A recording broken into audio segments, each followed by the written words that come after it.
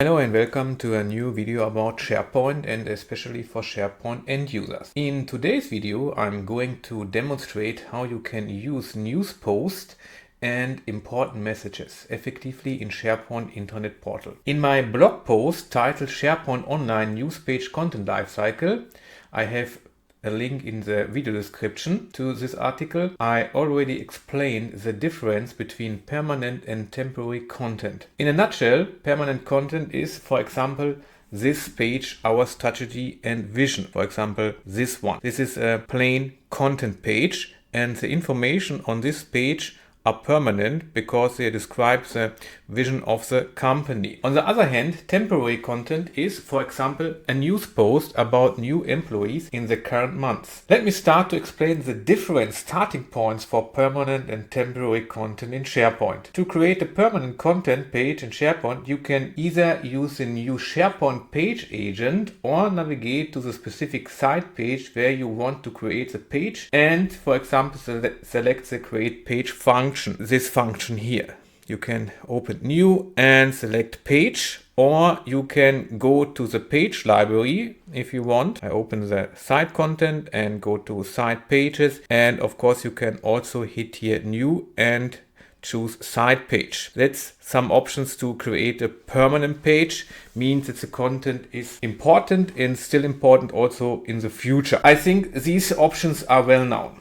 To create a more temporary or news message, your starting point is the News-WebPart. I will explain the News-WebPart in detail in this video too. To create a news message, you can use a function add. For example, you see here, this is a News-WebPart. It's embedded here on this page.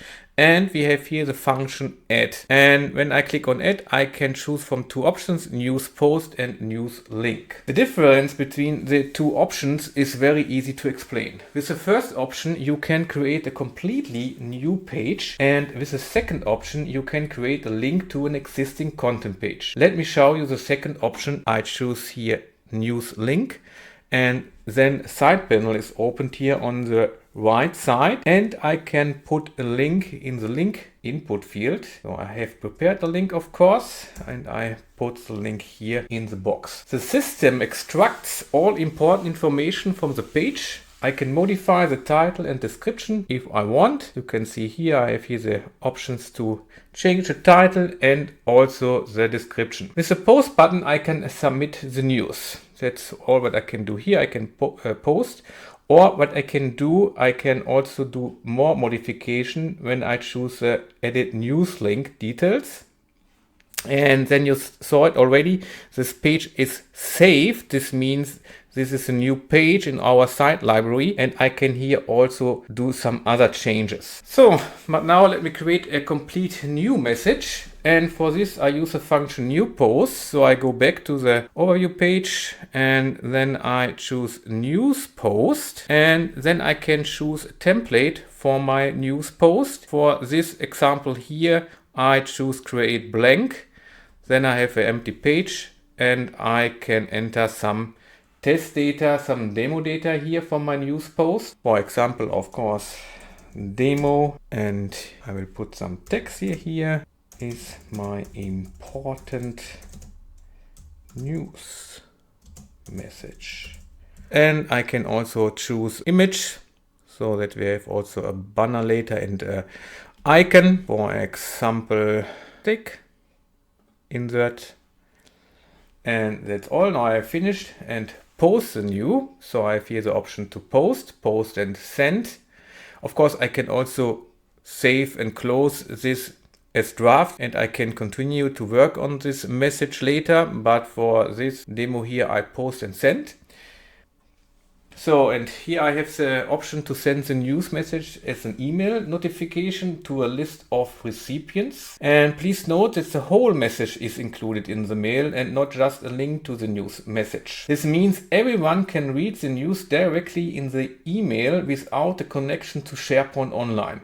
Also, the layout is optimized for email clients. It's very amazing. But I will skip this step here. To recap, you can enter your recipients here to and CC, and of course you can also change the subject, and you can add also an optional message here. So, but I will skip this and my news page is now available, and this news is also available now here in the News-WebPart. And as you may have noticed, as I created the page, I use the empty template. There are many existing templates to choose from when you create a new news post.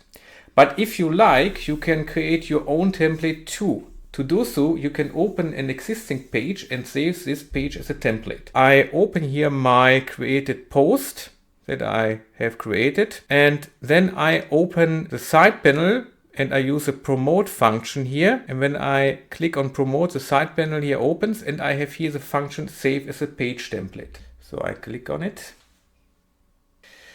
And as you see, now you can adjust the layout and remove the existing content. Don't forget to edit the page template details too. So this means I can here just enter your title here, some placeholder text for the user here, your message, and then it depends on the page that I have chosen for my template. I should also check the details, and I click here on template details, and you see here is also some description and a thumbnail, and I can change the thumbnail to something else, maybe something like a placeholder, so that the user see, oh, I have to change the image before I can send the post message. So I will choose maybe this one, a little image here, so just a book, and also the user can change the banner later. And then I can save this page as a template, save page template, and after the template is saved, you can use it directly. It's very, very easy and very handy to create your own templates, and I will show you how you can use your template now.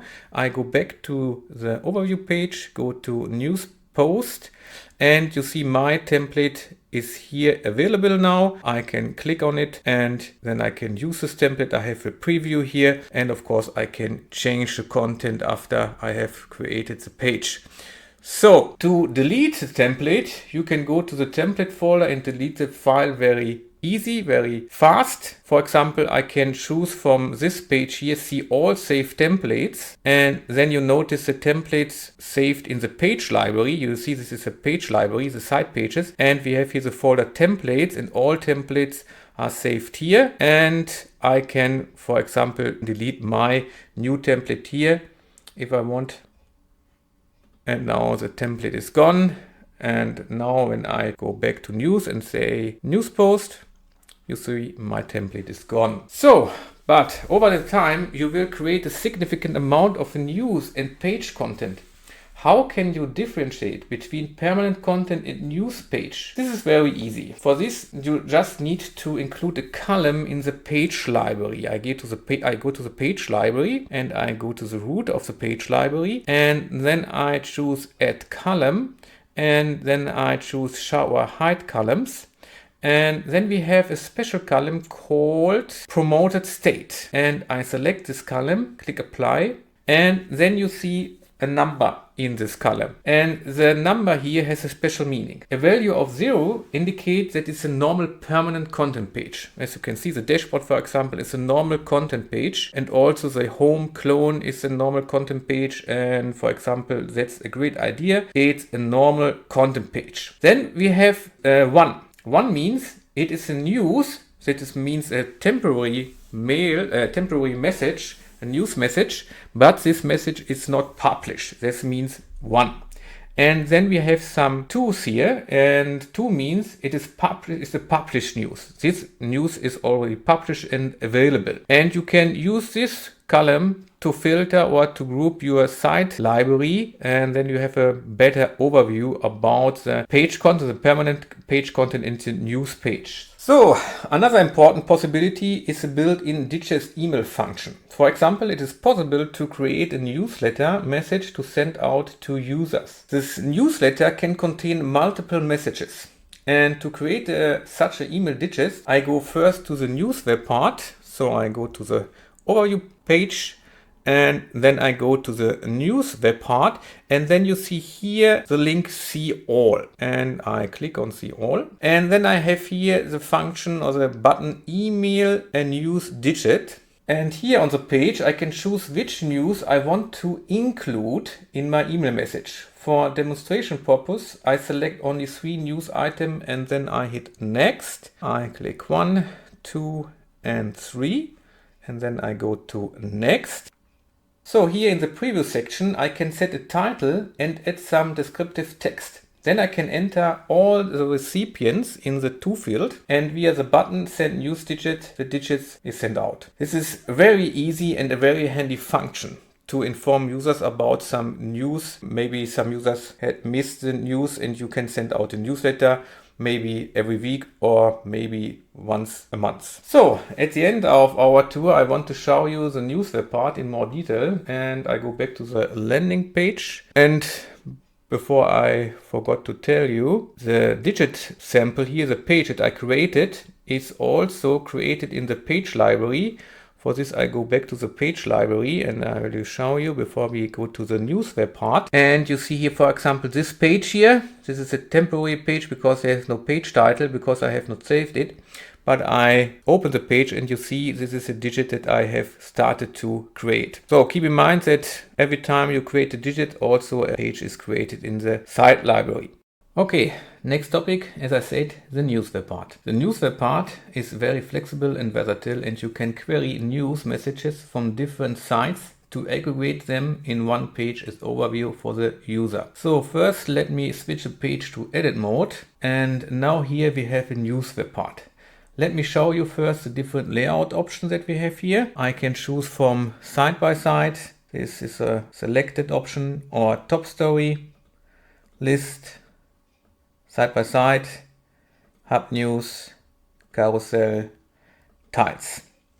Okay, let's go to the actual interesting part, the extended properties. So for this I go here to the WebPart properties, and now the WebPart properties are loaded here on the right side in the side panel. The main setting is a source setting that you see here. Select a news source. Here you can decide from which site or site the news message should be collected or queried. You can choose only this size. This is the first option. This option is, I think, self-explained and shows only news from the current site. But for this option I have a little disclaimer. Please keep in mind that the page library cannot have more than 12 lookup columns if you use this option. If you have more than 12 lookup columns in your site library on this site, you must use the selected site option. So then you must use this option and you have to select only this site. Keep in mind that every site library has 6 lookup columns by default. This means you can only add 6 lookup columns, and if you activate features like audience targeting, an additional lookup column could be added automatically. So I have added a link to the Microsoft documentation about this limitation in the video description. Keep this in mind when you use this option. Then you have to check your page library and you should count how many lookup columns you have used inside the library. So then we have the option select sites. This option is very handy because here you can choose the sites from which the news should come. And we have also the option recommended for a current user, show sites that will display posts for the current user from people the user works with, managers in the chain of people the user works with, mapped against the user's own chain of management and connections, and the user's top 20 follow sites and the user frequently visited sites. This means the result depends on the user and is very personalized. So that is a very good option if you want that the user see only interesting news for him. So, and as you can see, the source option gives you full control over the news that the News-WebPart should show. And I have forgot one option here because it is not displayed here. There's also source option all size in the hub, but this site is not a hub site, so I see not this option, but I have prepared another site here, or I go to the edit mode here, and we have also here a News-WebPart, and I go to the settings, and then you see the option all size in the hub. It's also an option. So I go back to my landing page. And the other important settings is the query filter. So I close this and I close this and I close this, and the query filter is in this section. There's a filter section. And here you can define a filter to limit the news messages that the News-WebPart should show. The available options depend on the selected size source. When I, for example, select current site, I have the following filter options. So I select current sites, the sites, and then I open the filter, and you see I can use as filter title, recently added, recently changed, created by, modified, and page properties. And only for this selection I have the option page properties. This means you can add a custom column to your site library and use it for filtering. For example, you can add a text column titled text, and you can add a contains filter. Then you can filter all news message by a given tag, word or expression. I will show you an example. So I go to a new tab for this, and then I go to the edit, not to the edit mode, then I open the page library.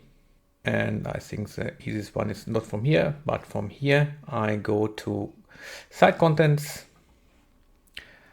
site pages, settings, and I add a new column, create column, news tag, for example, it's only single line of text. Okay, so after I have added the column, I go back to the page library, and then I open a news page. I see this is a news page because here I have the number 2, and as I explained already, number 2 means this is a news post, and the news post is already published. I open this page, and now I want to add some text to my new tag field. So I go here to edit, switch a page in edit mode, and then I go to page details. And now I see here my new column, and I enter here some demo text, just demo, but you can imagine you can here enter your keywords.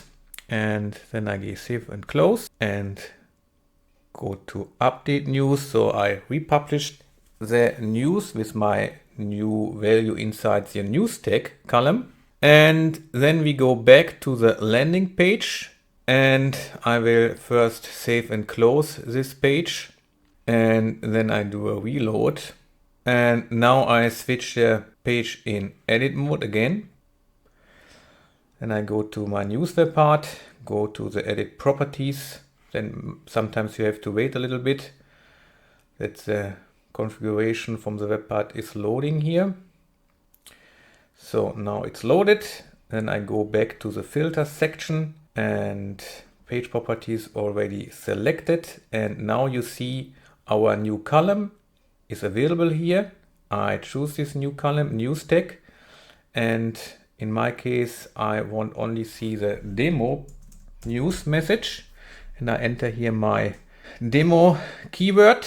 And as you can see, only one news is loaded because now everything is filtered with this value, and I have only one news with this value. It's a very handy function to limit the news here to the specific news that you want to show here in this web part, because you can duplicate this news web part and you can use more news web parts on the same page to highlight maybe some news on the top of the page. So, but if you use the option select sites, then you have a different filter or different options in the filter. Instead of the option page properties, I have the option managed property, because the news message for this selection originate from different sites. The system requires globally available columns to apply the filter. And for this scenario, I have prepared another example. Let me switch to another tenant, and in the other tenant I have prepared example how you can use manage properties across different sites.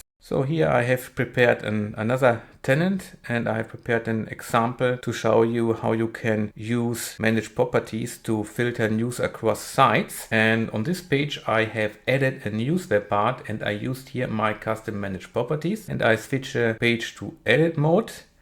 And then I go to my news web part and open the web part properties for this news web part. And you see as news source I have selected select sites, and I have selected 4 sites. And then of course the section filter is interesting, and you see I have here used the option manage properties, and here you see my first manage property called Inhaltscategory.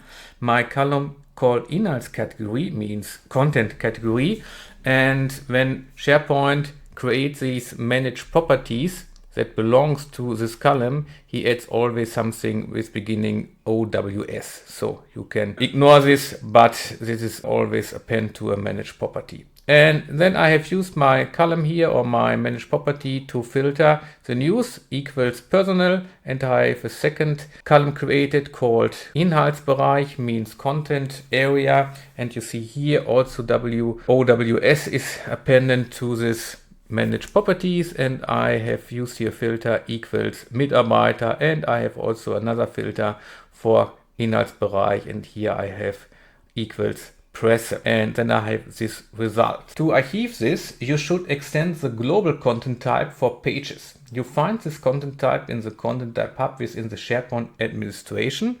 And to show you this, I go to the SharePoint administration, and then in Inhaltsdienst, I think called content service, something like this in English. And then I open the Inhaltstypkatalog, it's a content type catalog. And then I search here for page, I think it's this name, site page. And here I have added two columns to categorize my news post. Here you see the two columns, Inhaltsbereich, content area, and Inhaltskategorie, content category. After I had added the columns, I republish the content type. So what you have to do is you have to use this function called site column, add site column in English, and then you can create here a new site column with the settings that you want.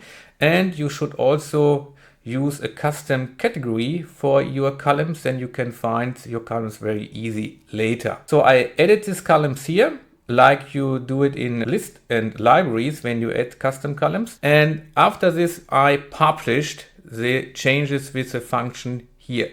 This means publishing or publish. Then after publishing, the content type will be updated in all the sites. And I did this before in advance because sometimes it needs some time before the changes are available in all your sites. So this is a very important step. And then, as I said, you have to wait a little bit. I will switch this page back to view, and I go to this page, and then I show you the columns. This is my news post, and I go to edit. Now it is in English again, wonderful. And I go to page details, and then you see here my columns, content category and content area. And you see here no WS appended to this one because these are here the columns. And for these columns, content area, Inhaltsbereich and content category, SharePoint creates the managed properties, and the managed properties you can use then later in the News-WebPart. But keep in mind, sometimes it takes some time before all the changes from the content type hub published to all the sites. And of course, you see also the changes inside the site library. I go to the site library, to the settings, and then I go to the site page content type here, and you see of course the columns also added here. Now I go back to my page. So, and in combination with the source setting and custom columns, you can filter and query the news very effectively, as you saw here in my example. You can, for example, set up News-WebPart for emergency news post or for news posts from the management. That I told you, you can use the News-WebPart multiple times on one page. And to use the WebPart effectively, it is important to plan your site structure in custom columns very well at the beginning when you plan your intranet structure. So that means you need to do a very good information architecture at the beginning. So that's all for this video. Thanks for watching, and in case you have any questions, don't hesitate to contact me, and thank you for subscribing to my channel, and goodbye.